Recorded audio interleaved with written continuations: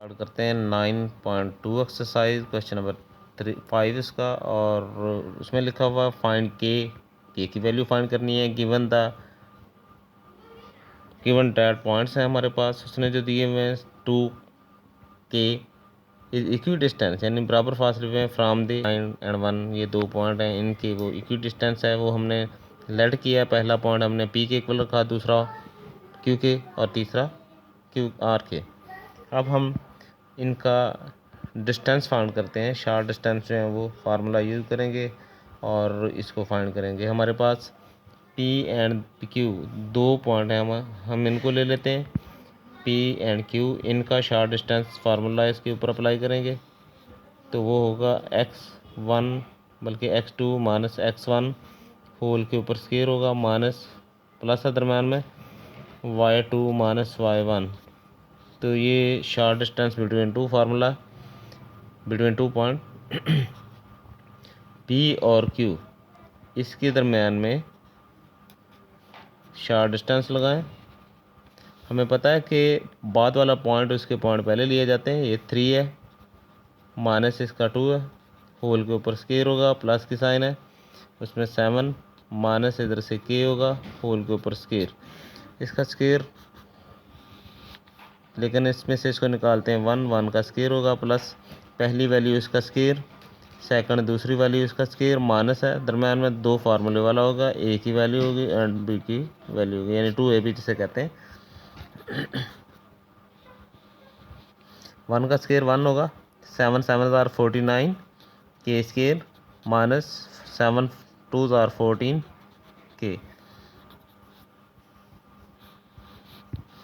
इन दोनों को ऐड कर लें तो हमारे पास बनेगा 50 प्लस के स्क्वायर माइनस 14 के पॉइंट 1, यानी पी क्यू का हमने शार्ट डिस्टेंस लिया था।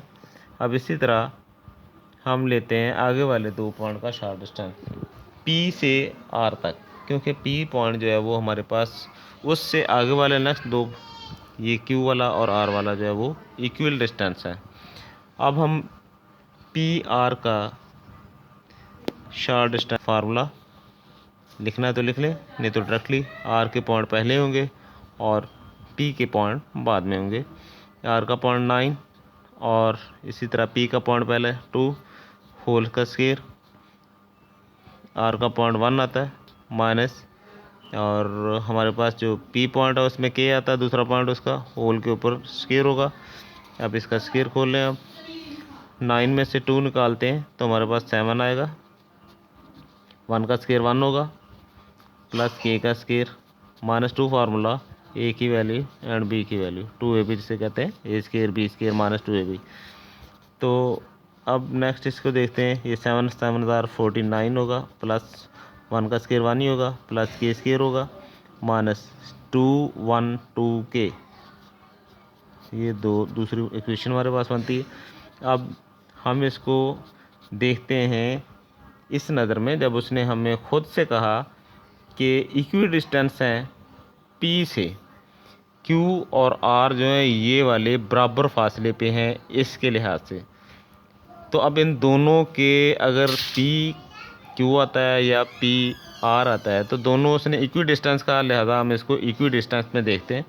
अगले पेज पे चलते हैं। हमारे पास आता है जी, एक तरफ 50 है, प्लस के स्क्वायर माइनस 14 के, इसके ऊपर रूट दिया हुआ इक्वल। अब पी आर की जो वैल्यू है वो लिखते हैं, वो भी इसी तरह हमारे पास आ रही है 50,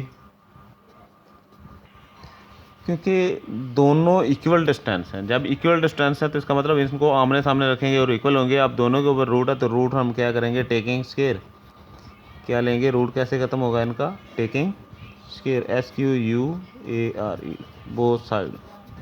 जब स्क्वायर लेंगे रूट ख़त्म होगा। नेक्स्ट इसको अब सॉल्व कर लेते हैं। अब देखें, इधर 50 उधर 50, ये कैंसिल हो सकता है। अगर ऐसे समझ नहीं आ रही तो इसे उठा के इस तरफ ले आएं।